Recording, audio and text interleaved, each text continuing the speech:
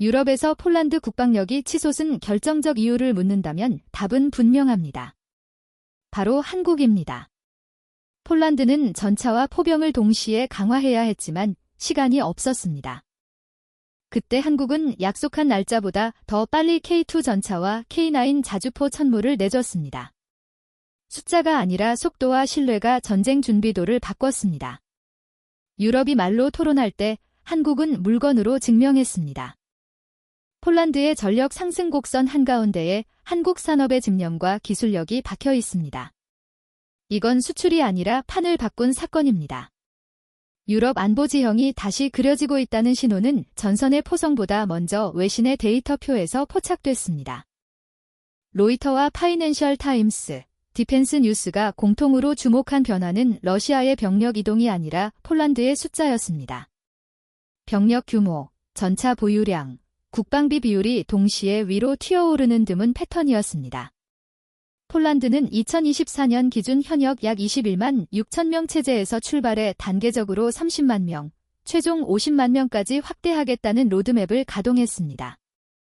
여기에 주말 예비군 훈련을 결합한 준비태세 프로그램으로 2027년까지 민간 40만 명을 순환교육하겠다는 일정이 더해졌습니다. 숫자는 계획이 아니라 실행으로 움직이고 있습니다. 토요일마다 사격과 응급처치, 화생방 기본훈련이 반복되고 참여율은 우려와 달리 상승 곡선을 그립니다. 러시아와 국경을 맞댄 현실인식이 선택을 밀어올렸다는 분석이 뒤따릅니다. 재정에서도 이례적입니다. 폴란드의 국방비는 GDP 대비 4.48%로 나토 최고 수준에 도달했고 중기 계획에는 5% 상향이 명시돼 있습니다. 유럽 다수의 국가가 2% 달성을 두고 정치적 논쟁을 이어가는 동안 바르샤바는 집행 속도로 답했습니다. 이 지점에서 외신은 하나의 공통 질문을 던졌습니다. 왜 하필 지금이며 왜 이렇게 빠른가입니다. 답은 장비 목록에서 선명해집니다. 폴란드는 전쟁 발발 직후 전차와 포병 장거리 화력의 공백을 정확히 찔렀습니다. 2030년 전후 전차 보유량이 1100대인데 이 수치는 독일, 영국, 프랑스, 이탈리아 합계를 넘어서는 수치입니다. 나토 내에서 터키와 그리스 다음으로 많은 전차 수입니다. 단기간에 이 수준을 만들려면 납기라는 벽을 넘어야 합니다. 바로 이 대목에서 한국 방산이 유럽의 시간표를 앞당겼다는 평가가 나옵니다. 한국산 체계는 계약 후 인도가 지연되는 구간이 아니라 앞당겨지는 구간을 만들었습니다. 2022년 체결된 대규모 포병 계약 이후 K9 자주포는 연속 인도가 이어졌고 다연장 로켓은 단계별로 실전 배치가 진행됐습니다. 주단위 생산 캐파를 유지해온 한국의 산업구조가 유럽의 병목을 뚫었다는 분석입니다. 독일과 프랑스의 자주포 사업이 일정 차질과 재계약 논란을 겪는 사이 폴란드는 동일한 기간에 전력을 실제로 손에 쥐었습니다. 외신은 이를 속도의 차이가 아니라 전쟁 준비의 차이라고 표현합니다. 장비가 도착하는 즉시 현재와 훈련이 연결되기 때문입니다. 정치적 파급도 큽니다. 유럽 안보 담론의 중심은 오랫동안 베를린과 파리였습니다. 그러나 병력과 화력, 예산이 동시에 커진 동유럽의 존재감은 회의장의 발언권을 바꾸고 있습니다. 러시아 위협 인식 조사에서 폴란드의 체감 위험 응답은 70% 후반을 기록했고 서유럽 일부 국가는 30%대에 머물렀습니다. 위협 인식의 간극이 전략의 간극으로 이어지는 장면입니다. 미국과의 군사 협력을 최우선으로 두는 폴란드의 노선은 유럽 전략 자율성을 강조해온 프랑스의 방향과 충돌합니다. 독일은 대규모 증액을 선언했지만 집행 속도에서 격차가 드러납니다. 말은 서유럽이 하고 준비는 동유럽이 하는 그림이 형성되고 있다는 평가가 나옵니다. 여기서 한국의 이름이 반복적으로 등장합니다. 전차와 자주포 로켓의 조합은 단순한 구매가 아니라 산업 신뢰의 축적이라는 해석입니다. 한국은 냉전 이후에도 고강도 대치를 겪으며 생산 라인을 유지했고 부품 국산화율을 단계적으로 끌어올려 공급망 리스크를 낮췄습니다. 혹서와 혹한 시험, 실사격 반복을 전제로 한 개발 문화가 납기와 신뢰로 환원됐습니다. 유럽의 표준 일정이 무너진 자리에 한국의 일정이 들어온 이유입니다. 이 흐름은 폴란드만의 이야기가 아닙니다. 덴마크와 체코의 재검토, 동유럽 전반의 관심 증가는 하나의 파형으로 연결됩니다. 지금 폴란드는 단기간의 무장 경쟁을 넘어 유럽의 힘의 축을 이동시키고 있습니다. 병력 확대와 예산, 장비 인도가 동시에 맞물리며 작전 준비도가 실제로 올라가는 구조입니다. 외신 데이터는 감정이 아니라 결과를 말합니다. 그리고 그 결과의 상당 부분에 한국의 산업과 기술이 결합되어 있습니다. 유럽의 시계가 빨라진 이유가 여기에 있습니다. 다음 장에서는 폴란드가 항공무기를 도입하기 전과 후 지상군의 전투 지속력과 화력 밀도가 어떻게 달라졌는지를 현장 수치로 짚어보겠습니다. 폴란드가 항공무기를 도입하기 전에 지상군 구조를 보면 핵심 약점이 분명했습니다. 전차는 T-72 계열과 레어파르트 2가 혼재되어 있었고 포병은 구경과 사거리, 사격 통제 체계가 제각각이었습니다. 전차 가동률은 서방 평균보다 낮았고 포병은 장사정 화력에서 러시아를 직접 압박하기 어려웠습니다. 유사시 가장 큰 문제는 지속력이었습니다. 동일 전장에 서로 다른 계통의 전차와 포가 섞이면서 정비주기와 부품 재고가 분산됐고 이는 실제 전투 지속 시간을 깎아먹는 구조였습니다.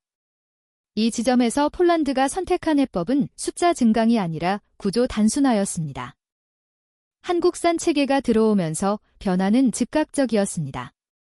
K2 전차는 자동장전 방식과 디지털 사격 통제 체계를 기반으로 승무원 부담을 줄였고 동일 시간 대비 사격 반복률을 안정적으로 유지했습니다. 120mm 활강포 기반의 화력은 레어파르트 2와 탄종 호환성이 유지되면서도 현가 장치와 동력 계통은 동유럽 지형에 맞게 조정됐습니다. 실제 폴란드 훈련장에서 확인된 데이터에서는 기동 사격 시 안정화 시간이 단축됐고 야간 교전에서 표적 획득 시간이 줄어들었습니다. 이는 숫자 증가가 아니라 전투 효율의 상승입니다. 포병에서는 변화가 더 분명합니다. K9 자주포는 155mm 59경장을 기준으로 최대 사거리 40km 이상을 안정적으로 구현하며 분당 사격 속도와 신속한 진지 이탈 능력을 동시에 확보했습니다. 폴란드가 주목한 지점은 성능표가 아니라 납기였습니다. 2022년 계약 이후 이미 수백 문이 실전 배치 단계에 들어갔고 생산 속도는 주당 2대 3문 수준으로 유지됐습니다. 유럽산 자주포가 일정 지연으로 전력화가 늦어지는 동안 폴란드는 동일 기간에 포병 여단의 편제를 실제로 완성했습니다. 전쟁에서 시간은 전력 그 자체라는 판단이 작동한 대목입니다. 장거리 화력에서는 천무다연장 로켓이 판을 바꿨습니다. 239mm급 유도로켓 기준 사거리 약 80km, 전술탄도급 탄종은 290km 내외까지 커버하는 다층 구조는 폴란드의 작전 방향을 단숨에 넓혔습니다. 동일 발사대에서 탄종을 혼합 운용할 수 있는 구조는 국경선 전반을 하나의 화력 네트워크로 묶는 효과를 냈습니다. 훈련 평가에서 드러난 것은 발사대 숫자보다 탄약 확보량이었습니다. 단기간에 대량 탄약을 확보하고 포대 단위의 재보급 주기를 줄이면서 지속 화력 유지 시간이 늘어났습니다. 이는 러시아의 포병 중심 교리를 정면으로 압박하는 구성입니다. 이 모든 변화의 공통 분모는 산업입니다.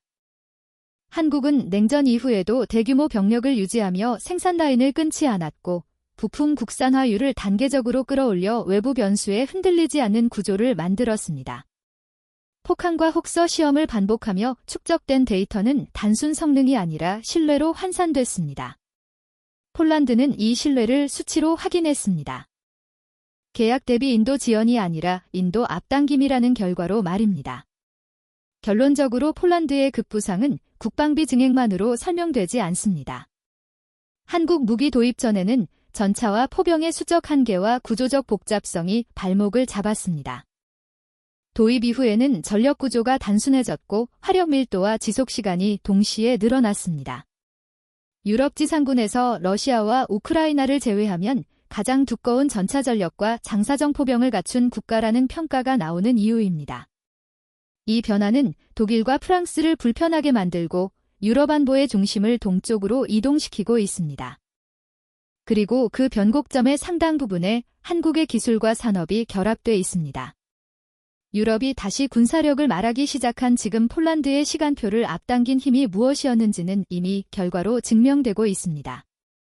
다음은 25년 4월 8일 K9 수출 임박 영상입니다. 최근 들어 무서운 속도로 무기를 긁어모으고 있는 폴란드. 한국에서만 20조 원어치 무기를 사들이고 개국 이래 최대 규모의 군사훈련을 연일 실시하는 등 세계 어느 나라보다도 필사적입니다.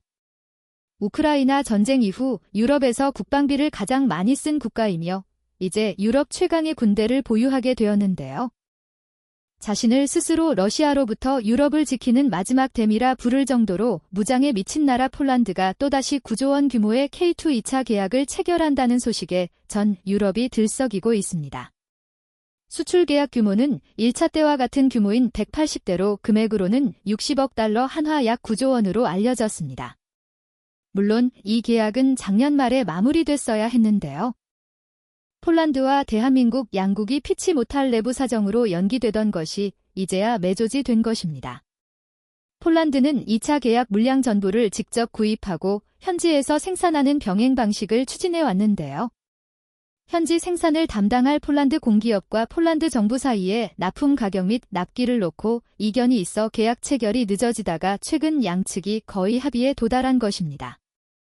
업계에선 이번 2차 수출 계약으로 대한민국과 폴란드의 방산 협력이 더욱 탄력을 받을 것으로 예상하는데요. 그래서 준비했습니다. 오늘은 폴란드를 넘어 유럽의 방산 생태계를 바꿔놓은 K2 전차의 수출 활약상에 대해 자세히 알아보겠습니다. 지상전의 왕자 K2가 유럽 육군 전력의 중심이 되고 있습니다. 대한민국을 대표하는 무기체계 K2는 현재 폴란드를 위시한 유럽 방산업계를 정복해 나가고 있는데요. 여기에 2차 계약 소식은 우리에게 또 하나의 반가운 소식이 되었습니다. 전술한 대로 현대로템은 폴란드와 K2 전차 수출에 대한 2차 계약 외에도 K2를 기반으로 하는 여러 형태의 전차도 개발 계획도 준비하는 것으로 알려졌습니다. 현대로템과 PGG는 K2를 기반으로 하는 군안전차, 교량전차, 공병전차 등 다양한 바리에이션도 함께 개발하기로 했는데요. 그러나 작년에 끝냈어야 할 계약이 이렇게 미뤄진 주요 원인은 폴란드의 내부 사정 때문입니다. 지난해 폴란드 국방부는 이전 정부에서 체결된 한국산 FAO-10 경공격기 구매 계약 절차에 대한 감사를 추진하겠다고 밝혔는데요. 폴란드 PAP 통신과 러시아 스푸트니크 통신에 따르면 해당 계약이 문제되는 이유는 구매 결정이 급하게 이루어졌고 여기에 폴란드의 이익은 전혀 고려되지 않았기에 전체적으로 불공정 거래라는 것이 현 정권 측의 주장입니다. 그리고 이런 논란은 K2 계약에도 그대로 적용되고 있습니다. 이전 정부가 너무 급하게 계약한 나머지 계약 내용을 꼼꼼히 따져볼 여유가 없었고 그래서 폴란드가 금전적 손해를 입었거나 어쩌면 리베이트 등의 방산 비리가 숨어있을 것이라는 억측이 난무하고 있습니다. 그러나 2022년 7월 폴란드와 K2 기본 계약을 맺을 당시를 떠올려 보면 우크라이나 전선을 지원해야 했던 폴란드가 급하게 K2를 대한민국에 요청했고 우리 역시 폴란드의 상황을 고려해 K2 180대를 부랴부랴 긴급 소유분으로 분류해 주었던 것인데요. 물에 빠진 폴란드를 건져놓으니 이제는 잃어버린 보쯤까지 찾아달라며 떼를 쓰고 있는 것입니다. 실제로 현재 정권을 가져간 폴란드 연립정부는 과거 정권 인사들의 각종 비위를 파헤치는 적폐청산 작업을 11개월째 진행하고 있는데요. 오랜 감세도 뚜렷한 성과가 나오지 않자 지난 정부의 성과를 할 수 있는 대한민국과의 방산 계약까지 문제 삼고 있는 것입니다. 이러한 폴란드 현지의 분위기를 감안했을 때 이번 2차 계약 체결은 폴란드의 현 상황이 다급하다는 증거이며 동시에 K2 전차의 우수성을 증명해준 또 하나의 사례라 할 수 있습니다. 흔히들 K2의 가장 큰 장점으로 도입 비용을 꼽고 있지만 유럽과 중동에서 진행된 수많은 훈련과 테스트 결과를 보면 우수한 K2의 흔적이 고스란히 기록되어 있습니다. 일단 많은 전문가들은 K2의 즉각적인 기동 성능에 대한 칭찬을 시작으로 가격과 납기 등 K2에 대한 칭찬이 끊이질 않습니다. 이외에도 K2는 갑작스러운 생화학 공격이나 적 사격에 대응하는 구조작전 기동에서 최고 등급의 성능을 보여줬으며 K2는 가장 빠르게 전투와 기동을 전환할 수 있었고 실제 전장에서도 다른 서방제 전차보다 더 빨리 위험 지역을 탈출할 수 있다는 평가를 받고 있습니다. 우수한 엔진과 소프트웨어가 이를 뒷받침했기 때문인데요. 여기에 K2는 야전 유지, 보수 성능 또한 뛰어납니다. M1 에이브럼즈의 경우 잘 알려진 대로 부품이 모듈화되어 있어 교환이 간단한데 K2 역시 이에 못지않아 엔진, 사격 통제 시스템, 추진 장치, 장갑자의 등을 효율적으로 교체할 수 있는 설계를 채택하고 있습니다.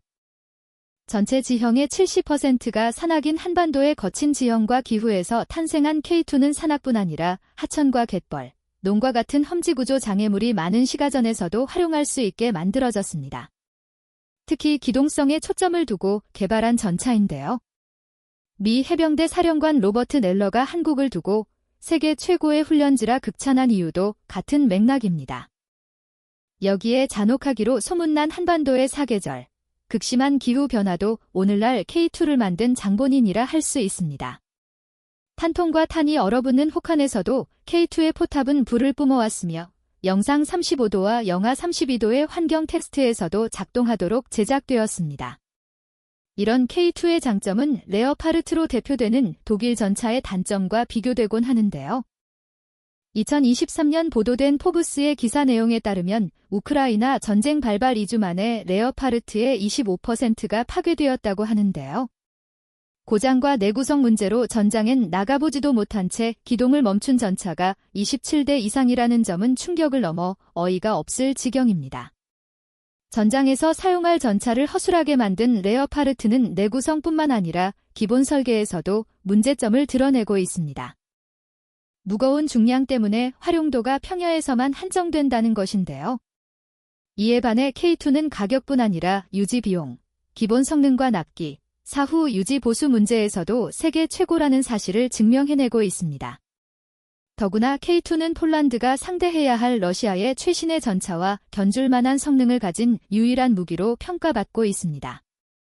가령 러시아가 만든 세계 최강의 전차라는 T-14 아르마타는 125mm EA-46M5 및 EA-82mm 활강포 등 파괴적인 스펙으로 상대를 주눅들게 만드는데요. 그러나 실제 전장에서의 적용이라면 얘기가 조금 틀려집니다.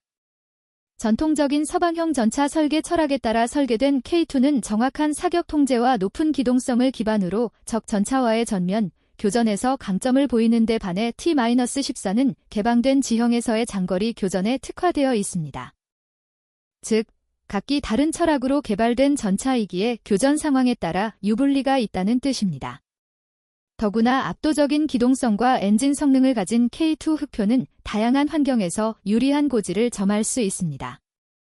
또한 폴란드의 주요 도시들이 대부분 평지와 숲으로 이루어진 지형이라는 점도 감안해야 합니다. 전쟁이란 사각의 링이 아닌 수많은 돌발 변수를 내재한 환경에서 치른다는 점에서 K2가 가진 기동성과 내구성은 어떤 전차와부터도 우위를 점할 수 있는 요인으로 작용할 것입니다. 가령 폴란드군이 우거진 숲과 교차하는 강을 활용해 러시아 전차 부대를 유인한다거나 시가전에서 기습과 매복 전술을 사용해 적의 기동을 저지할 때에도 K2는 탁월한 성능을 선보일 것입니다.